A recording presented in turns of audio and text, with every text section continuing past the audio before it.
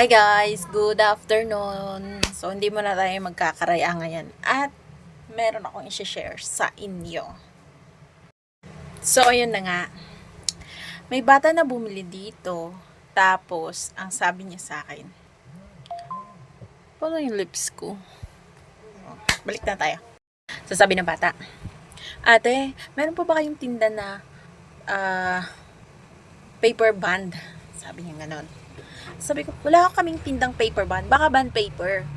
Hindi po, paper band talaga. Sabi ko, babe, binaliktad mo lang yung pangalan. Band paper siguro. Long or short, sabi ko pang ganun. Napaganon yung bata. Ganun siya. Siya rin nalito rin.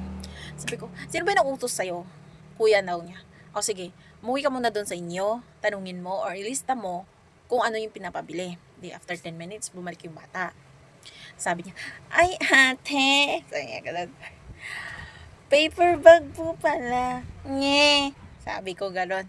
Hindi mo kasi pinapakinggan kung ano yung sinasabi sa'yo. Sorry, wala kami noon. Wala kang tindang paper bag. Sabi ko, sa susunod kasi, pakinggan mo ng mabuti kung ano yung nauutos sa'yo, ano yung sinasabi sa'yo para hindi ka na pabalik-balik, you know, dude. So, yan naman guys. Sinashare ko lang. Wala na ako maisip na content. So, thanks. Bye!